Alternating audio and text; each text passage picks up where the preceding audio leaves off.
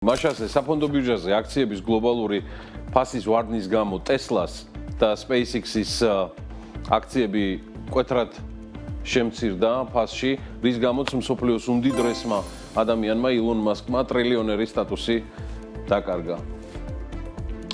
ვიცი ძალიან ნერვიულობთ მასკის ტრილიონერობაზე და დადასტურებულია აგერ ბლუმბერგის მიხედვით, რომ მილიარდერთა ინდექსის მიხედვით ამჟამად მისი ქონება 957 მილიარდ შეადგენს, ანუ ის თითქმის 300 მილიარდით არის შემცირებული მისი ქონება.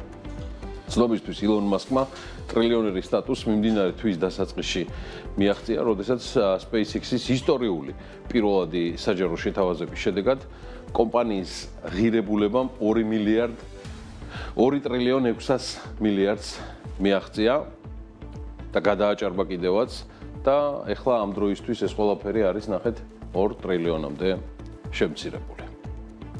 მნიშვნელოვანია ითქვას, რომ ილონ მასკის ყველაზე ძვირადღირებულ აქტივად კვლავ კოსმოსური კომპანია SpaceX-ი რჩება და სამშაბათის მონაცემით მასში მასკის წილი შეადგენდა არც მეტი არც ნაკლები 754 მილიარდს, რაც მისი მთლიანი ქონების თითქმის 80%-ს შეადგენს. ამასთან აქციების საყოველთაო გაყიდვამ, ანუ IPO, ანუ აქციების საჯარო განთავსებამ, ძალიან დიდი გავლენა იქონია ავტოწარმოებელ Tesla-ში მის კუთვნილ წილზეც, რომლის ღირებულებაც 158 მილიარდამდე შემცირდა და მიუხედავად ფინანსური დანაკარგისა, ილონ მასკის ქონება მაინც საგრძნობლად აჭარბებს, სხვა შორის რეიტინგში მეორე ადგილზე მყოფ Google-ის თანადამფუძნებელს, საუბარია Larry Page-ზე და სხვაობა მათ შორის მართლა დრამატულია. 660 მილიარდზეა საუბარი ილონ მასკსა და Larry Page-ს შორის. სხვა შორის მესამე ადგილზეც ღირს აღნიშნა, რომ Google-ის ერთ-ერთი დამფუძნებელია.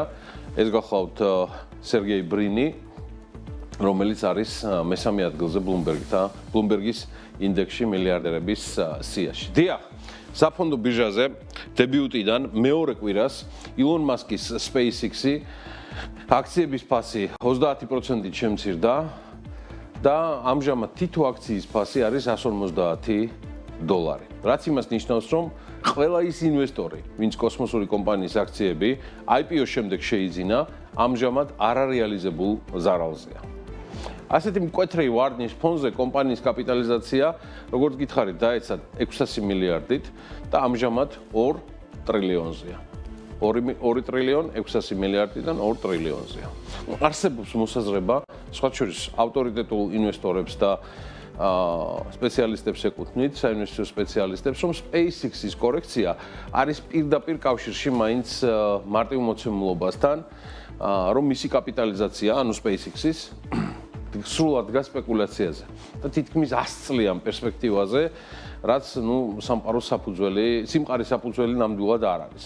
100 წლიან პერსპექტივაზე მაინც არის საუბარი ეს იდეები და მიზნები, რაც SpaceX-ის დამფუძნებელმა გააჟღერა, როცა არის საუბარი მთვარეზე და მარსზე მოგზაურობაზე. დიახ, ინვესტორებს აშინებთ. ასევე მეორე მიზეზი ეს არის Fed-ის მხრიდან, ანუ ამერიკის ეროვნული ბანკის მხრიდან მონეტარული პოლიტიკის გამკაცრების პერსპექტივა, რაც SpaceX-ის მსგავს სპეკულაციურ აქტივებზე ზეწოლას მნიშვნელოვნად ზრდის. თუ მონეტარული პოლიტიკა მართლაც გამკაცრდება, ეს უკვე ილონ მასკის კოსმოსური კომპანიისთვის ცხადი არასახარბიელო იქნება. ისე ილონ მასკის ბიზნესების გახსენებაზე კიდევ ერთი ამბავი, სხვა შორის ვიდრე ამერიკულ ამბებზე გავაგრძელებთ თქვენთვის მოყოლას, ევროკომისიამ ოთხშაბათს არც მეტი დანაკლები განაცხადა, რომ ევროპაში შექმნილ ახალ ალტერნატიულ სოციალურ პლატფორმას სახელად W, არ ვიცი ხა თვითონ როგორ იმაშვებიან, სპელინგს როგორ უკეთებენ. შეიძლება ბევრმა ვიც თქვას, BMW-ი არ იყოს. ჩვენ W ვთქვათ რა. აი ამ პლატფორმას უერთდება, რომლის შესახებაც სხვა შორის პირველად იანვარში მსოფლიოს ეკონომიკურ ფორუმზე განაცხადეს. ვერიფიცირებული რეალურ მომხმარებლებზე, გამჭვირვალობაზე, კონფიდენციალობასა და სიტყვის თავისუფლებაზე. აი ესეთი არის ამ კომპანიის მისია და ის არის დაფუძნებული და პოზიციონირებს როგორც ილონ მასკის X-ის, ანუ Twitter-ის კონკურენტი. ვებგვერდის მიხედვით შვედეთშია ბაზირებული ეს WMD-ის მედია და ის ტექნოლოგიების და ხელოვნური ინტელექტის სფეროს მეწარმეებმა შექმნეს და მიმდინარე კვირაში ამ პლატფორმის ბეტა ვერსია უკვე გაეშვა. მაინტერესებს ძალიან რომ შევუერთდე მაგასაც ვნახო როგორია და რა ტიპია, მაგრამ მომხმარებლებმა სხვათა შორის ვინც ამას აპირებს პოსტის გამოქვეყნებამდე შემოწმება უნდა გაიარონ. რისთვისაც W-Social-ის, ანუ აი ამ გუნდის წარმომადგენლები შეამოწმებენ პიროვნებასაც და თქვენ მომავალ პოსტსაც. კარგი. მოდი დაუბრუნდეთ მსოფლიოს ნომერი პირველი ეკონომიკის ამბავს, რომელიც მეტწილად განსაზღვრავს დანარჩენი მსოფლიოს ამბებსაც და ვიდრე ნავთობის ფასებს მოგახსენებდეთ, აი ესეთი მოქმედება და ვითარება შეიქმნა, რომ შეერთებული შტატების სენატმა დამტკიცა რეზოლუცია, რომელიც პრეზიდენტ ტრამპს ირანის წინააღმდეგ სამხედრო მოქმედების შეჩერებას ავალდებულებს. და არსებული ინფორმაციით საკანონმდებლო ინიციატივას 50-მა სენატორმა დაუჭირა მხარი, წინააღმდეგ 48 კანონმდებელი წავიდა. აქ საყურადღებო ის გახლავთ, რომ დემოკრატების მიერ მიღებულ დოკუმენტს კვლავ 4 რესპუბლიკელი შეუერთდა. და ეს ძალიან საგულისხმო ფაქტია, რომ აი ამ გადაწყვეტილებით საპრეზიდენტო სამხედრო პოლიტიკას წინააღმდეგობას უკვე კონგრესის ორთავე პალატა უწევს და ეს ნაბიჯი განსაკუთრებით საყურადღებოა იმ ფონზე, რომ თეთრი სახლი უახლოეს მომავალში კონგრესისგან სამხედრო მოქმედებების დასაფინანსებლად 10 მილიარდი დოლარის გამოყოფას მოელის. მოკლედ, მიღებული გადაწყვეტილება, რომ აღარ იომოთ ირანშიო, ეჭქვეშ აყენებს მათ შორის აი ამ თანხების მიღების შესაძლებლობას თეთრი სახლისთვის და დონალდ ტრამპის მთავრობისთვის. ხო და რა გასაკვირია, რომ აი ამ ყველაფრის ფონზე ნავთობის ფასი ნელ-ნელა, მაგრამ მაინც იკლებს, ნინც ახლა პირდაპირ რეჟიმში გადამიმოწმებს ფასებს, რა ხდება? მსოფლიო ფასები ნავთობზე ნელ-ნელა ირანთან ომამდელ დონეს უბრუნდება და ამას ხელს უწყობს ჰორმუზის სრუტის გახსნა. სხვა შორის როიტერსმა გუშინ დაწერა ენერგეტიკის მინისტრის საუბარია კრის რაიტზე. ანუ კრის რაიტი გახლავთ ამერიკის შეერთებული შტატების სად არის კრის რაიტი? აგერ არის. ენერგეტიკის მინისტრი, რომ ბოლო 24 საათში ჰორმუზის სრუტა დაახლოებით 72-მა ტანკერმა და გემმა დატოვა და ეს არის 20 მილიონი ბარელი ნავთობი. ამ დროისთვის ნედლი ნავთობი არის $70-ზე ჩამოსული. ეხლავე დავაბრუნებ კი ბატონო, აი აგერ $70-ზე ჩამოსული. რაც შეეხება ბრენტს, ის 74-73-ის ფარგლებშია, რუსული იურალსი $62 ფარგლებშია. თუმცა რუსეთის ნავთობთან დაკავშირებით ალბათ იცით, რომ აქ ორმაგი პრობლემა არსებობს. პირველი პრობლემა ეს ძველია, რუსული ნავთობი სრულად სანქცირებულია და მგონი ამერიკული სანქციები აღდგა სრულად და ბოლომდე და ეს პრობლემა რჩება ამ ნავთობის რეალიზაციისას და მეორე პრობლემა შედარებით ახალია.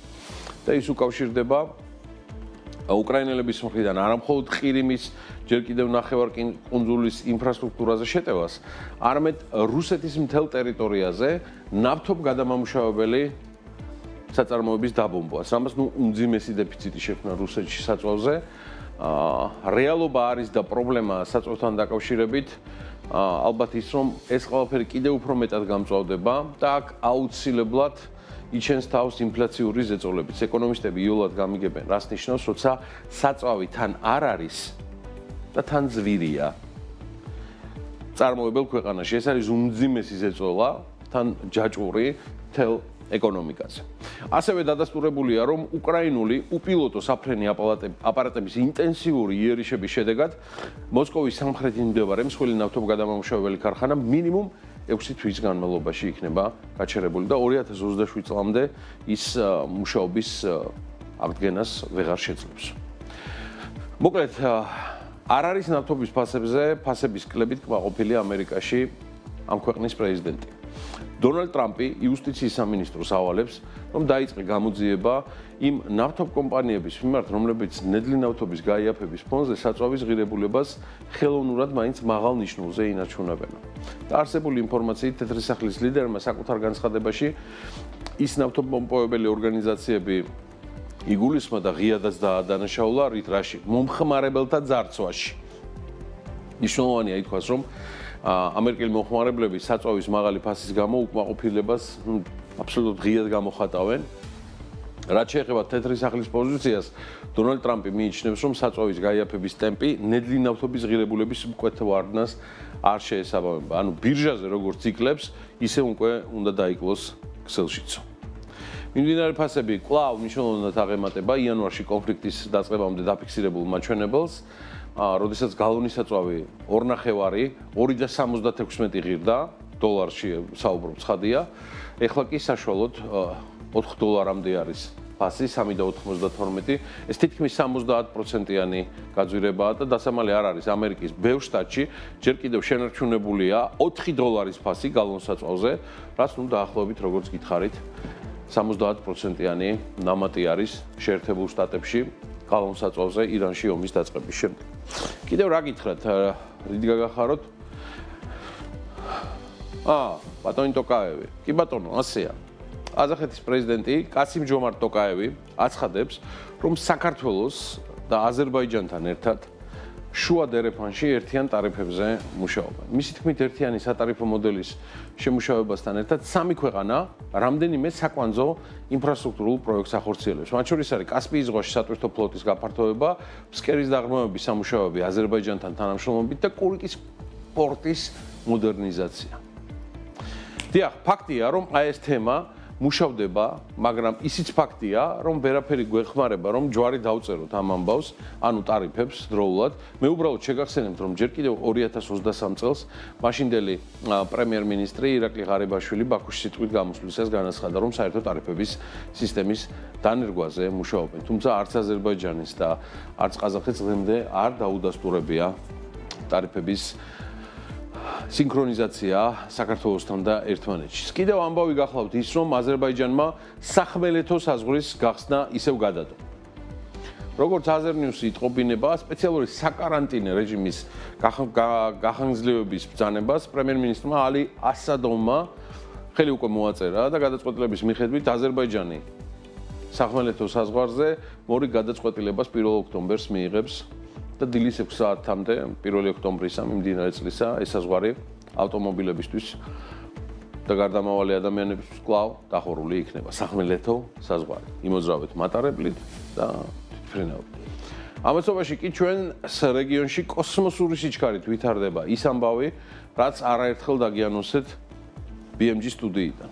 და ამბავი ეხება სომხეთ-აზერბაიჯანის ურთიერთობას.